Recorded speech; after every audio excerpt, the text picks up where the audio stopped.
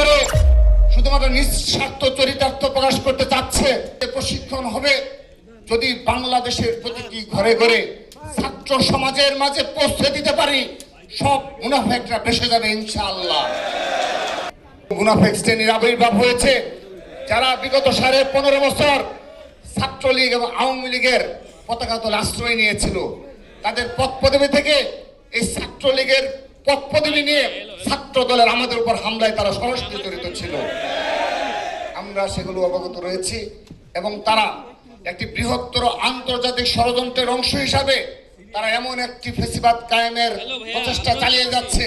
বিশেষ করে সোশ্যাল মিডিয়ার মাধ্যমে যে বিভ্রান্তমূলক যে প্রপাগান্ডা 5 আগস্টে পরিবর্তিত হচ্ছে, আমি ব্যক্তিগতভাবে আপনাদের সভাপতি হিসাবে দৃঢ়তার সহিত একটি কথা শুধু বলছি, যারা ইসলাম বিক্রি করে শুধুমাত্র নিঃস্বার্থ চরিতার্থ প্রকাশ করতে চাচ্ছে, যদি আমরা আল্লাহর রহমতে এই 31 দফার আলোকে আজকে যে 8টি বিষয়ে যে প্রশিক্ষণ হবে, যদি বাংলাদেশের প্রতিটি ঘরে ঘরে ছাত্র সমাজের মাঝে পৌঁছে দিতে পারি, সব মুনাফেকরা ভেসে যাবে ইনশাআল্লাহ।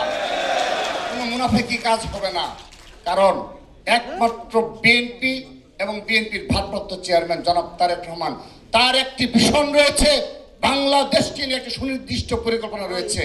আপনি যদি শিক্ষা বলেন, আপনি শিক্ষার ক্ষেত্রে ইতিমধ্যে আমাদের বিএনপির ভারপ্রাপ্ত চেয়ারম্যান জনাব তারেক রহমান একটি ভিশন উপস্থাপন করেছে এবং আজকে সেই আলোকে আলোচনা হবে।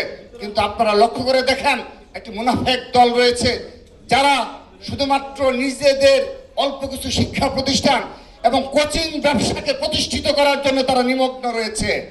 তারা কখনো ছাত্র সমাজকে সত্যিকার অর্থে পুরো শিক্ষা ব্যবস্থার কি ধরনের উন্নতি প্রয়োজন সেই দিকে তাদের কোনো প্রকার কোনো আগ্রহ এবং সুনির্দিষ্ট কোনো পরিকল্পনা আজ অবধি তারা প্রকাশ করতে পারেনি।